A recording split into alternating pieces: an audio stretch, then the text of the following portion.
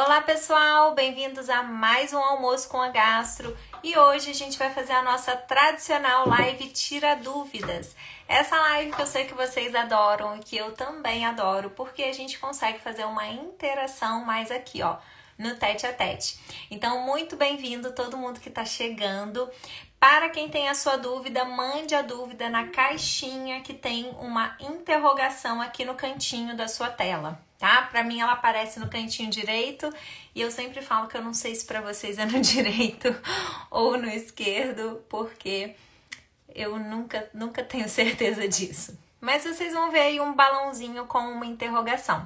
E eu vou começar a tirar as dúvidas que já me mandaram aqui na caixinha, tá bom? Então, ó, eu vou começar com a primeira dúvida e essa é uma dúvida muito legal. A pergunta é se alergias alimentares podem dar sintomas apenas gastrointestinais. E a verdade é que sim, a pessoa pode ter uma alergia alimentar e o único sintoma ser gastrointestinal. E é por isso que muitas vezes o diagnóstico de alergia alimentar ele não é feito, ele não é valorizado ou ele é pouco pesquisado, principalmente no adulto. Mas não é só criança que tem alergia alimentar, o adulto também pode desenvolver alergia alimentar. E quando a gente fala de alergia alimentar, a gente tem alguns alimentos que são mais frequentemente alergênicos. E essa alergia, ela pode ser uma alergia mediada por IgE, que é uma alergia que tem o risco de ter uma evolução mais grave, de dar um choque anafilático, de ter um quadro sistêmico. Sistêmico é assim, no corpo todo mais importante, mas essas alergias são a minoria. Essa alergia, ela pode ser uma alergia não mediada por IgE e que envolve reações celulares, esse processo imune do intestino, que pode se manifestar, inclusive, como uma alergia tardia. Então, é mais difícil da gente saber o que é, porque às vezes o paciente não vai conseguir ter essa observação temporal do consumo do alimento e a reação que ele teve. E essas alergias podem, inclusive, dar sintomas exclusivamente alimentares, intestinais e que se confundem com intolerâncias alimentares. Então, essas reações imunológicas aos alimentos que acontecem no nosso intestino, muitas vezes o diagnóstico é difícil e às vezes o próprio paciente tem dificuldade de entender qual é o gatilho, porque nem sempre essa resposta vai ser imediata.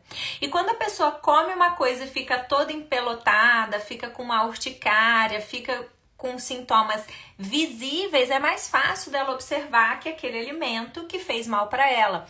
Agora, quando essa pessoa come uma coisa e no outro dia ela vai ter sintomas, ou a pessoa come uma coisa e tem sintomas gastrointestinais, muitas vezes ela fica pensando que ela comeu alguma coisa estragada, ou que foi outra coisa, ou que tem síndrome do intestino irritável, enfim.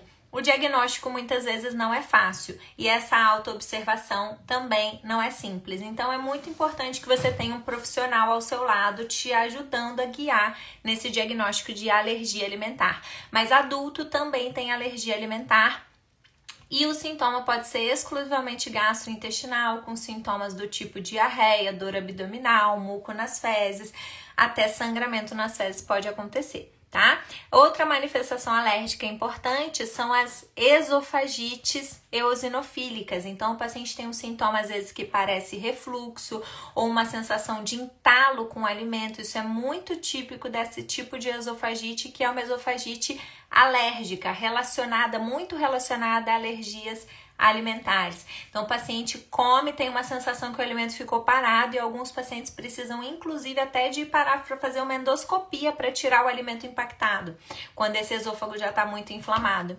E muitas vezes esses pacientes ficam sendo tratados como refluxo durante muito tempo até ele impactar o alimento e fazer uma endoscopia. E aí o endoscopista desconfiar de esofagite eosinofílica, um diagnóstico que deveria ter sido feito pelo próprio gastro que estava acompanhando esse paciente. Tá?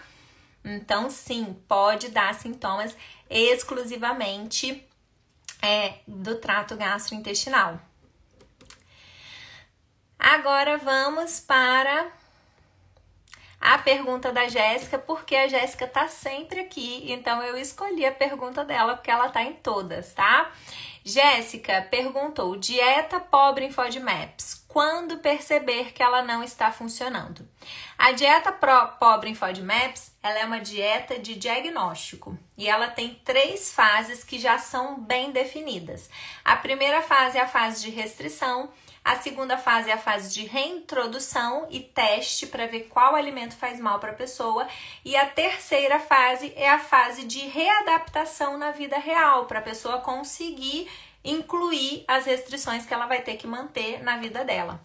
E a primeira fase, que é a fase de restrição dos FODMAPs, que é a fase difícil da dieta, ela deve durar 6 a 8 semanas. Sendo que se esse paciente não está vendo nenhuma melhora nas primeiras 3 a 4 semanas, é porque provavelmente essa dieta não vai ser a melhor escolha para o paciente. E aí, nem vale a pena ele continuar na fase de reintrodução, porque se ele retirou os FODMAPs, não viu nenhuma mudança nos sintomas dele, e gente, nenhuma mudança é muito raro o paciente não ver, tá? É porque provavelmente o diagnóstico dele é totalmente outro, quando ele não vê resposta na dieta pobre em FODMAPs.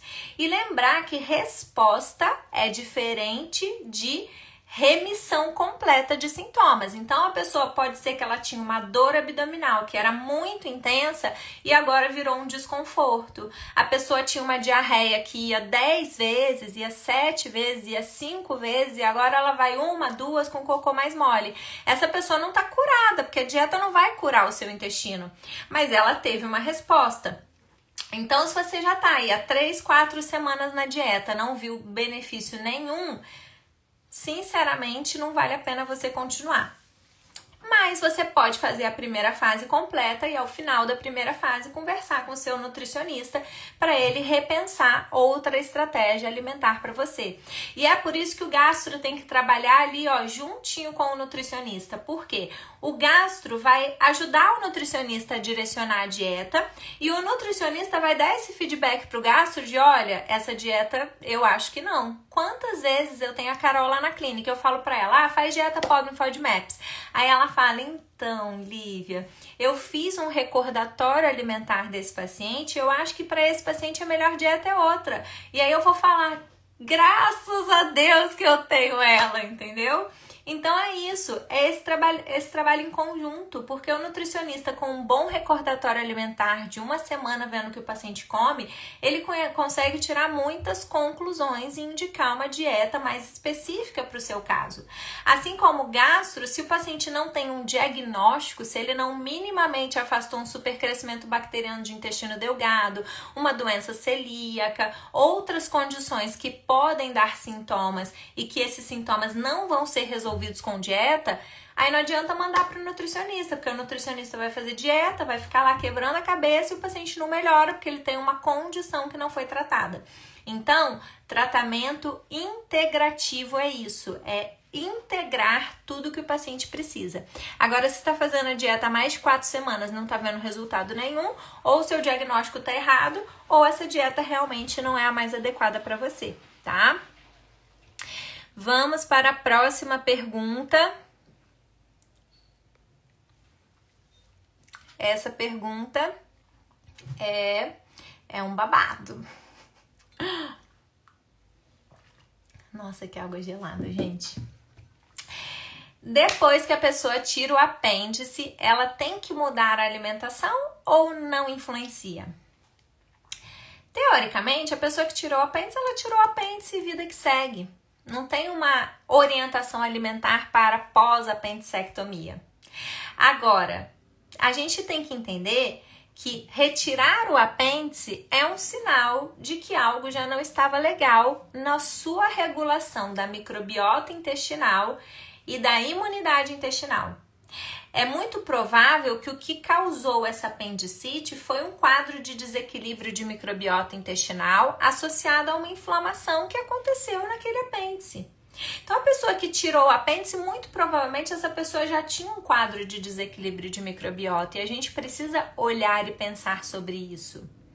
Outra coisa que é importante a gente pensar é que retirar o apêndice é um fator de risco irreversível para o supercrescimento de bactérias no intestino delgado. Porque o apêndice, ele fica numa localização ali muito pertinho da portinha que separa o intestino grosso do intestino delgado. Então, se eu fiz uma cirurgia ali naquela portinha e causei alguma aderência, eu posso facilitar com que essas bactérias subam para o intestino delgado e eu vou ter dificuldade em tirar elas de lá.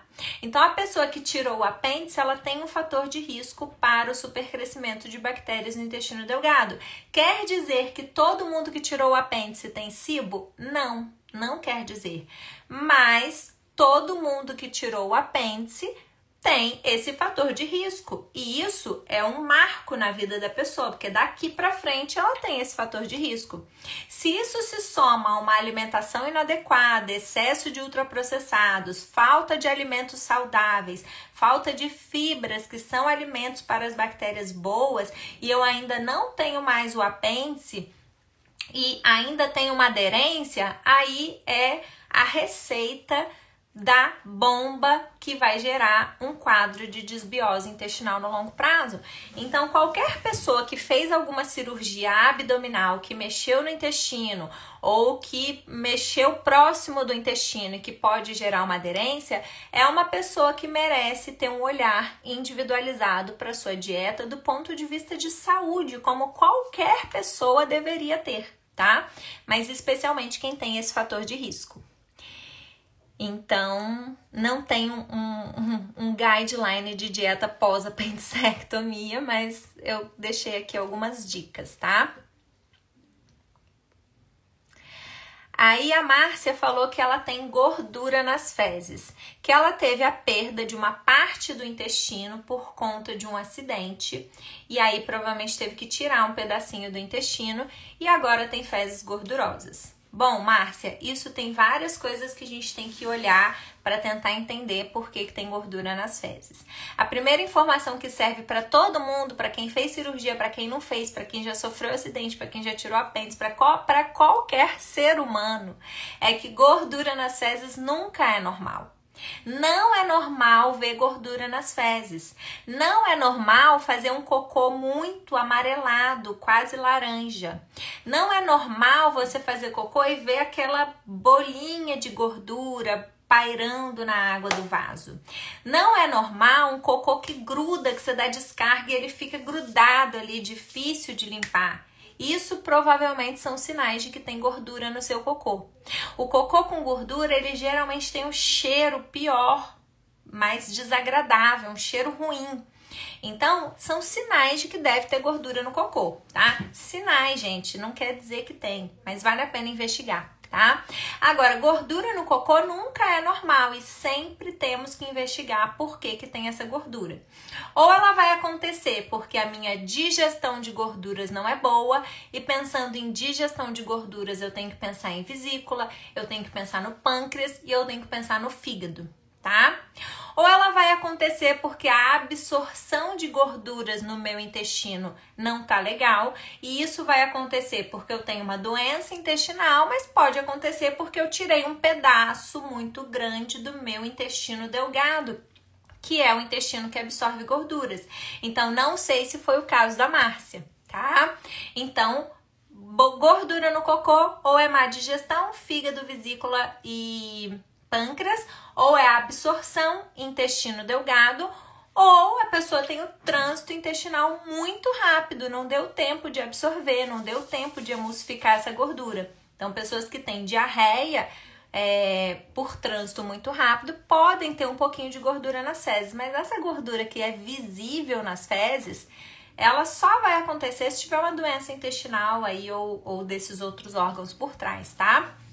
Mas por que eu tô falando isso? Porque às vezes a gente tem uma gastroenterite viral, aquela que você, assim, bebeu água da diarreia, não dá tempo nada, aí pode ter gordura nas fezes, mas era uma infecção. A pessoa que tem diarreia crônica com perda de gordura nas fezes, crônica é uma diarreia que dura mais de 4 semanas, com perda de gordura nas fezes, ela tem que investigar esses órgãos que eu falei, tá? Então, o supercrescimento bacteriano de intestino delgado, por exemplo, é uma super causa de perda de gordura nas fezes na nossa população, porque a gente vive uma epidemia de disbiose. Parasitas que acometam o intestino delgado podem levar a uma má absorção de gordura, como é o caso, por exemplo, da giardia, que é o mais conhecido. Se a pessoa tirou a vesícula, ela pode para sempre ficar com essa dificuldade na absorção de gordura. E pode ser que tenha gordura nas fezes, o que não quer dizer que isso é normal, tá, gente? E aí, você que tirou um pedaço do intestino, tem duas coisas que a gente tem que pensar, Márcia. Ou o pedaço foi muito grande, tá atrapalhando a absorção de gorduras, ou você desenvolveu uma disbiose por causa do tratamento cirúrgico, porque tirar um pedaço do intestino é um fator de risco para o SIBO. Então, sugiro você investigar isso, tá bom? Então, espero ter ajudado e vamos para a próxima.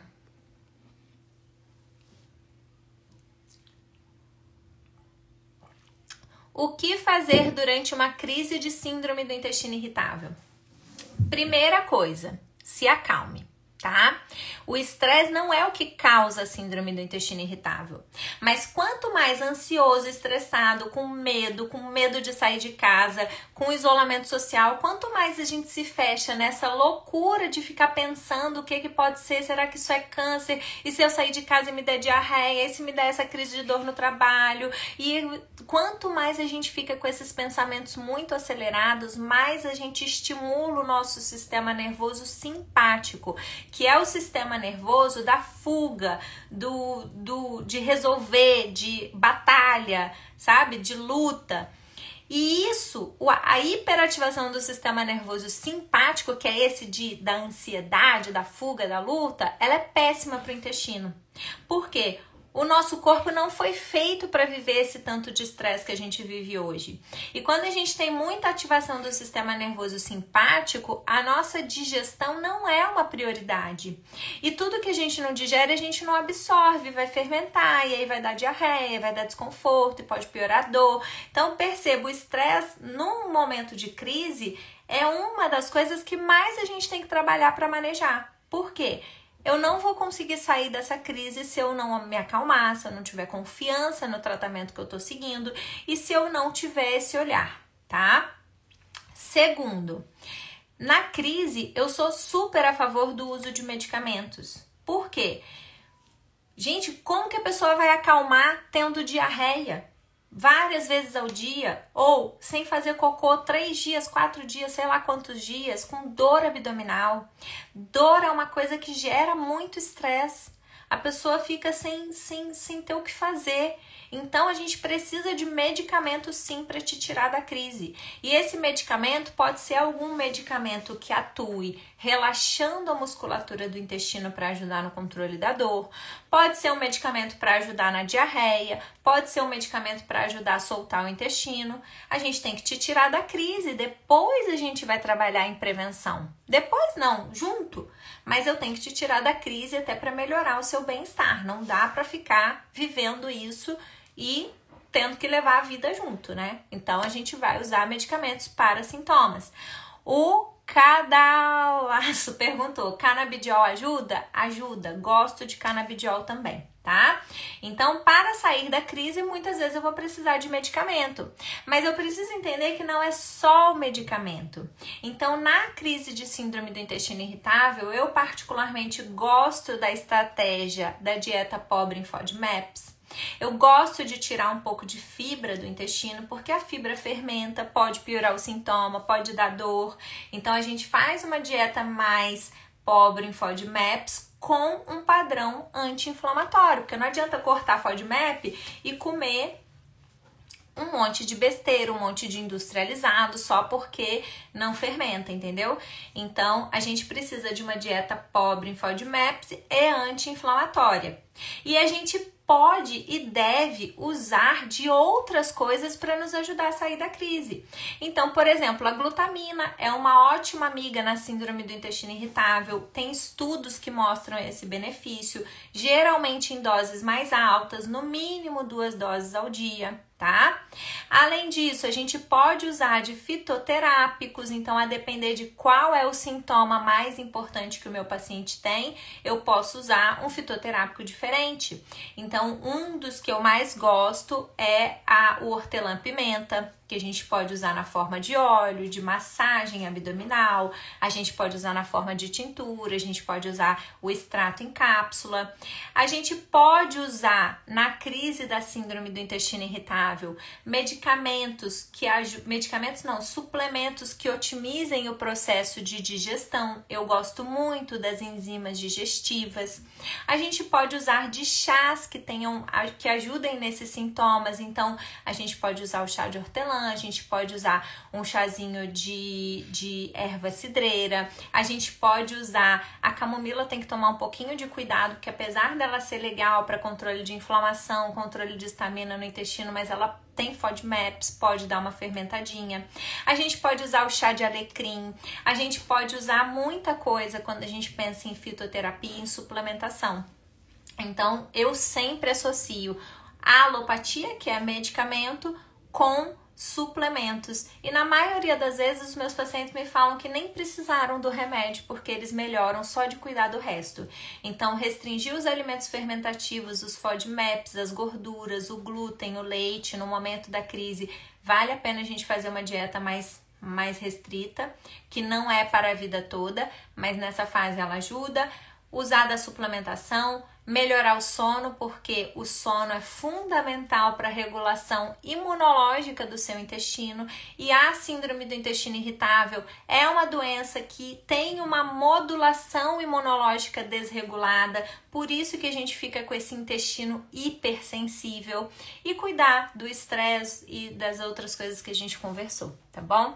Então tem muita coisa que dá para fazer na crise. O mais importante é te tirar da crise e entender que a gente não trata a síndrome do intestino irritável só na crise. A gente tem que prevenir recorrências das crises. Vamos para as próximas aqui.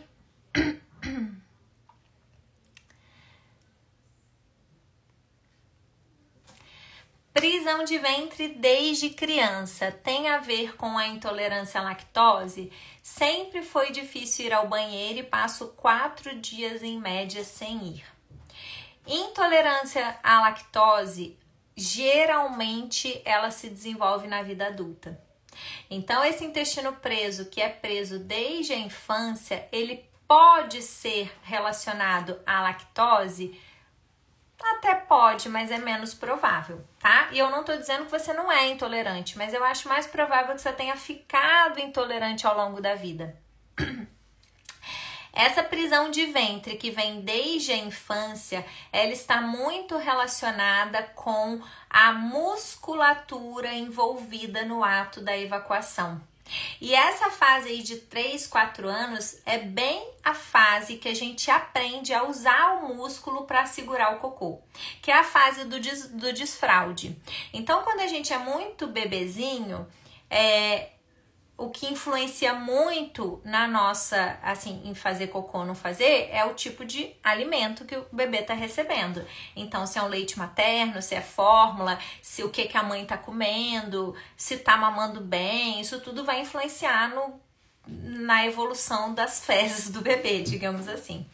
Mas com 3, 4 anos, essa criança já come de tudo e ela provavelmente ou já passou ou está passando pelo processo do desfraude. O que é o desfraude? Aprender a segurar o cocô e fazer cocô no vaso, tá? O xixi, a mesma coisa, aprender a controlar os esfíncteres. E às vezes, nesse momento de aprendizagem, a criança aprende errado. Ou ela fica segurando e aí quando ela vai fazer cocô é doloroso e aí ela trava mais ainda. E a musculatura responsável pela evacuação não é só o músculo do ânus, tá? Então eu tenho o músculo do ânus, eu tenho os músculos da pelve, do assoalho pélvico, que vão ter que todos colaborar para o cocô sair. E aí, se essa criança aprende de uma forma traumática nessa fase da vida, às vezes ela vai ficar a vida inteira fazendo esse movimento errado, que a gente chama de dissinergia do assoalho pélvico, essa dissinergia do ato de evacuar, essa disfunção, essa descoordenação muscular. E aí, se ela aprendeu a fazer cocô errado, e depois que a gente aprende, gente, é igual dirigir. Você senta lá, o pé já foi, na hora que você vê, você já tá dirigindo. Às vezes, se você não prestar atenção, você já tá no lugar que você costuma ir todo dia, é ou não é? Andar de bicicleta, você sobe na bicicleta, você não fica pensando, pé de um lado, pé direito, pé esquerdo, pé direito, pé esquerdo. É automático. Aí, quando fica automático, a gente fala que esse movimento se torna medular. Por quê? É uma resposta, lembra que a gente estudou o arco reflexo? Que a medula vai mandar essa ordem. Isso não vai passar pela sua consciência, pelo sistema nervoso central. Então, depois que a gente aprendeu o movimento de segurar e de fazer cocô, esse movimento se torna medular, como todos os outros, como é o andar, como são outros movimentos que a gente faz ao longo do dia. A gente não pensa, a gente senta lá e faz do jeito que aprendeu quando era criança. Então, essas constipações desde criança me parecem muito e são muito sugestivas de ser essa questão muscular da pelve. E o que mais resolve isso é fisioterapia pélvica, com uma fisio especialista nessa parte de assoalho pélvico e de coordenação dessa musculatura. Então, investigue isso, que é muito mais provável que isso seja a causa da sua constipação desde a idade de vida, tá? Não resolveu, a gente tem que considerar uma constipação de trânsito lento, a gente tem que considerar outras questões e pode ser até uma reação à proteína do leite, porque a proteína do leite pode levar a travar o intestino, tá? Mas a proteína do leite tem no leite da sua mãe, tem, enfim, é diferente, né? Mas não foi com essa idade que você começou a beber leite, pode ser, eu acho mais provável que seja uma questão muscular, tá? Mas pode ser, mas aí não é a lactose, é a proteína do leite, se for do leite. Ai, gente, olha, vocês me matam. Olha só essa pergunta da Thaís Ellen. Ouço muito falar que quem tem intolerância à lactose não pode tirar totalmente a lactose da dieta, porque senão com o tempo não vai poder comer nada que tenha leite. Fico sem saber o que fazer, afinal de contas, quem tem essa intolerância deve ou não consumir lactose de vez em quando? Gente, a pessoa que tem uma intolerância à lactose, ela não tem capacidade de digerir a lactose. É uma deficiência enzimática do seu corpo. Ela não vai melhorar ou piorar se você comer ou não comer. Agora, a grande questão é que a nossa microbiota, ela participa do processo de digestão da lactose. E algumas bactérias vão nos ajudar a digerir essa lactose. E quando você é intolerante, você não é capaz de digerir a lactose, mas você está consumindo, você está alimentando um perfil de microbiota que te ajuda na digestão da lactose e pode ser que vocês estejam numa relação de simbiose. Você não digere, sobra alimento para a bactéria fica feliz, te ajuda a digerir, pode ser que você fique bem. A hora que você para de consumir a lactose, você vai perder essa microbiota adaptada a receber aquela lactose. E pode ser que o dia que você consumir, agora a sua microbiota não está mais adaptada a te ajudar. Então, pode ser que piore o seu sintoma. Agora, não quer dizer que a pessoa que foi diagnosticada com uma intolerância à lactose tem que comer lactose para manter essa microbiota, porque isso não tem o menor sentido. Você é intolerante, aquele alimento não faz bem para você e você vai ficar consumindo de forma intencional, sabendo que não te faz bem, isso não tem o menor cabimento. Então, pode acontecer da pessoa que fica sem comer, quando comer piorar, se ela voltar a comer, ela vai readaptar a microbiota dela. Mas não é recomendável, já que você é intolerante. E se você teve esse diagnóstico de intolerância, é porque algum sintoma você tinha, né? Não é possível que alguém pediu um exame para você só para te castigar. Provavelmente algum sintoma você tinha, então não é também que você estava totalmente sem sintoma, tá? Então a minha recomendação já sabe que te faz mal, não tem por que ficar insistindo nisso, tá? E aí, a pergunta cadalsaço. não sei como fala, Cadalsaço, será? Não sei como fala o seu nome.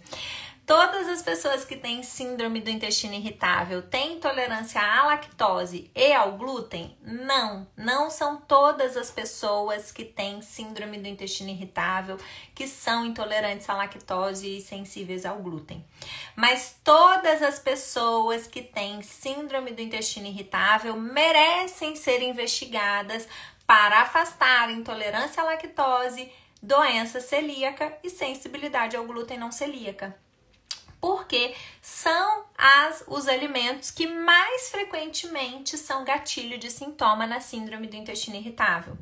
A restrição desses alimentos faz com que muitos pacientes fiquem melhor do sintoma. E muitas vezes, depois que a gente cuida desse intestino, que a gente melhora a barreira intestinal, melhora a permeabilidade intestinal, melhora a desbiose que esse paciente possa ter associado, ele pode até reintroduzir esses alimentos e pode ser que ele fique bem. Então, no momento de crise, eu sempre oriento fazer o teste de exclusão desses alimentos, mesmo que o paciente tenha teste de intolerância normal. Por quê? Às vezes o paciente não é intolerante, mas a microbiota dele é. A microbiota dele está fermentando esses alimentos e está causando esses sintomas. O glúten aumenta a permeabilidade intestinal mesmo em pessoas não celíacas. Então, no momento de crise, de leaky gut, de intestino inflamado, permeável, vale a pena a gente fazer um teste de exclusão, sim. Então, quem é meu paciente sabe, eu sempre, não importa a queixa do paciente, eu investigo sensibilidade ao glúten, eu avalio doença celíaca, eu faço o teste de exclusão da lactose e depois que o paciente melhorou, se a gente estiver na dúvida, a gente faz o teste de intolerância à lactose. Mas no momento da crise, eu não solicito o teste de intolerância à lactose, porque o teste de intolerância à lactose muitas vezes vai envolver uma provocação com a lactose, às vezes o paciente vai piorar, tá? Então, vale a pena fazer um teste de exclusão depois de afastar a doença celíaca para ver a questão do glúten, tá? E você também perguntou como o canabidiol age no organismo para quem tem síndrome do intestino irritável. O canabidiol, ele é um modulador do nosso sistema imunológico. Então, ele tem benefícios no controle da dor, ele tem benefícios no controle também de estresse, de sono, de ansiedade, mas ele tem essa função de regulação quando a gente fala do sistema imunológico e dos outros sistemas. Então, ele pode ter benefício mesmo em pacientes que não tenham doenças inflamatórias crônicas ou que não tenham transtornos do ponto de vista neurológico, por conta desse efeito de modular o nosso sistema imunológico. Então, eu particularmente gosto. Não é uma medicação que eu prescrevo com frequência, alguns pacientes eu prescrevo, mas eu gosto, tá? Vamos para a próxima pergunta.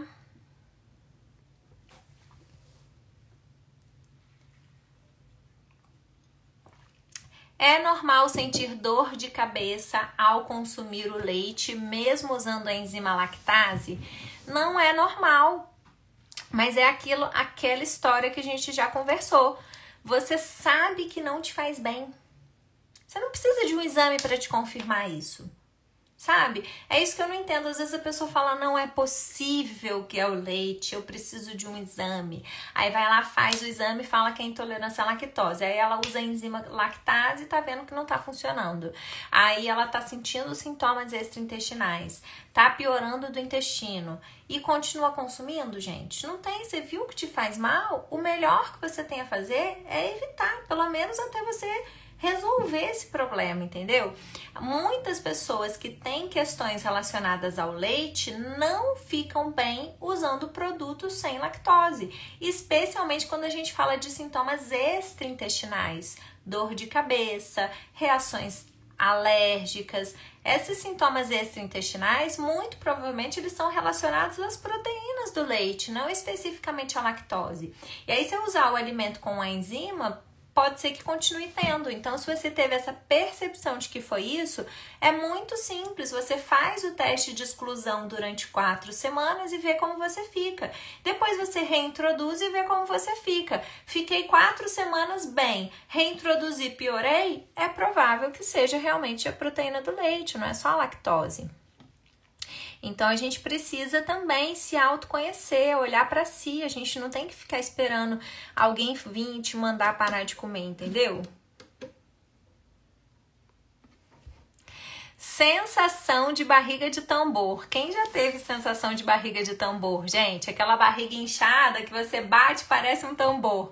Vários pacientes que eu examino têm essa barriga de tambor. E eu falo pra eles, olha só como você tá inchado, parece um tambor.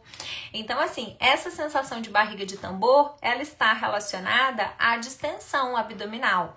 Geralmente relacionada a um excesso da presença dos gases ou um acúmulo ali dos gases na sua barriga. E por que não melhora quando você toma o Luftal? Porque o Luftal não trata a causa do seu problema, o Luftal só te ajuda a eliminar os gases. E aí, se o problema é uma hipersensibilidade do seu intestino, se é uma alteração de motilidade, se é uma intolerância alimentar, se é uma desbiose intestinal, o Luftal não está tratando nenhuma dessas condições, ele só está te ajudando a soltar os gases. Então, ele não é um tratamento e realmente é uma coisa que eu prescrevo muito pouco. Eu passo de forma SOS. Ai, tô numa viagem, tô aqui toda inchada, o que eu tomo? Toma Luftal. Né? É um SOS, não é um tratamento para a pessoa fazer no longo prazo. E se tem a ver com o fígado, não é que não tenha nada a ver com o fígado, mas é muito provável que seja um problema intestinal. Agora, o problema intestinal tem tudo a ver com o fígado, né? Porque o fígado é um órgão também de detoxificação do nosso corpo. Quando eu tenho um quadro de desbiose intestinal, o meu fígado fica sobrecarregado. Se o meu fígado está sobrecarregado, talvez a produção dos sais biliares não esteja boa, isso vai afetar a minha digestão. Vejam, é um eixo bidirecional, intestino e fígado ali, ó, um do ladinho do outro, um amigo do outro. Quando os dois estão bem, os dois estão bem. Quando os dois estão mal, aí, sei lá, né? Tudo junto e misturado. Mas provavelmente não é uma doença do fígado, tá? Não deve ser uma doença grave do fígado, levando como queixa principal essa barriga de tambor. Quando é uma doença do fígado que incha a barriga, é aquela barriga inchada de barriga d'água. O barulhinho, quando a gente bate, é totalmente diferente. Não fica parecendo um tambor, fica parecendo uma barriga d'água mesmo. Então, espero que eu tenha explicado o que você queria saber.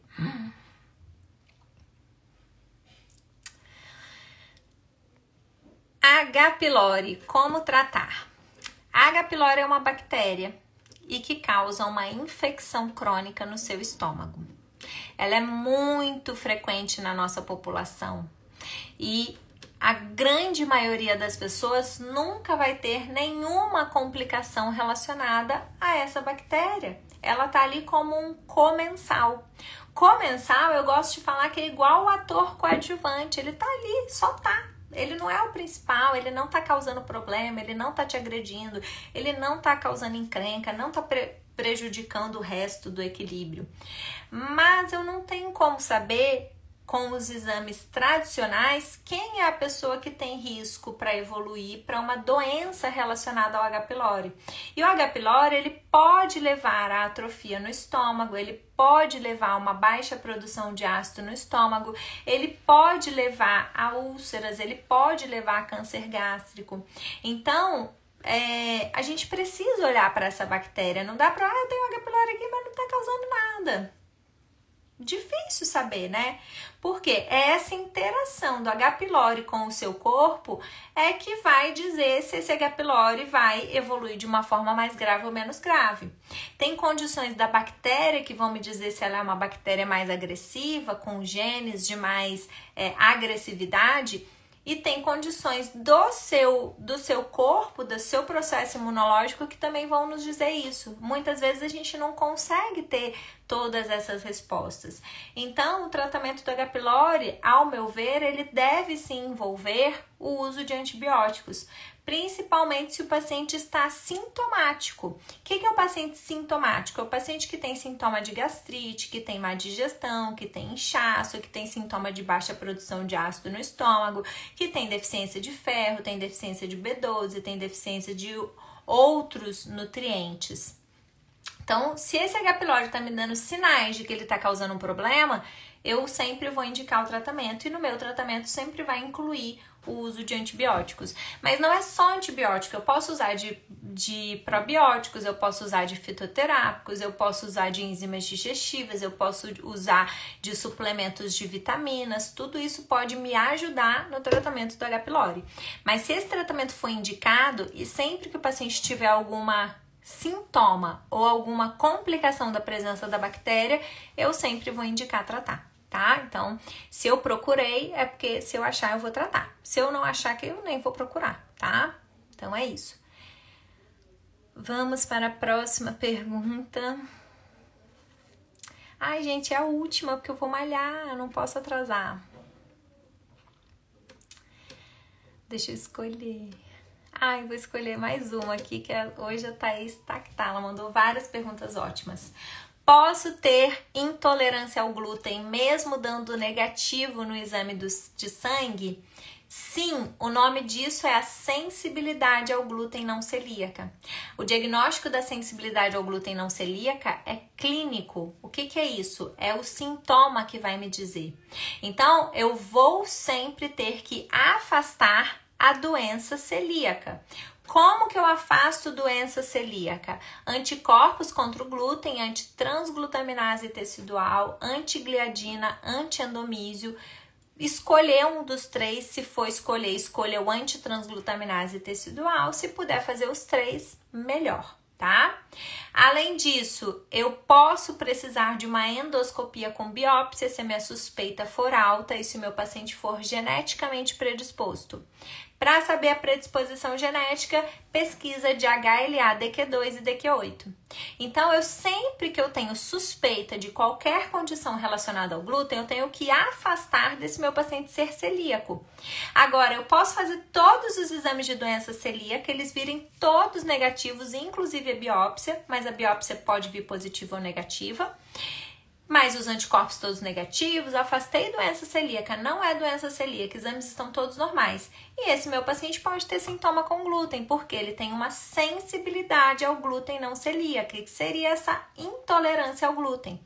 E a sensibilidade ao glúten não celíaca é muito mais comum do que a doença celíaca. Então, é muito mais provável que o seu anticorpo venha negativo e você seja sensível ao glúten do que o seu anticorpo venha positivo. Então, na maioria das vezes, na sensibilidade ao glúten, a gente não vai ter nenhum marcador alterado, tá? Então, o diagnóstico é, a gente faz o teste de exclusão. Então, tira por 4 semanas, vê como você se sente e reintroduz para ver se volta a piorar. Então, o paciente que tirou, não adianta tirar um dia, tá, gente? Não adianta tirar uma semana, tira no mínimo um mês.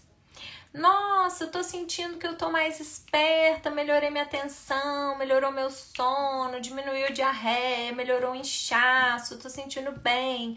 Aí reintroduz e piora de novo. Tá feito o diagnóstico, você não precisa vir Deus aqui falar, você é intolerante ao glúten. Não precisa vir escrito no exame laboratorial, você é sensível ao glúten. Você pode se autodiagnosticar. Mas qual é o risco disso? É você tentar fazer por conta própria e não afastar a doença celíaca.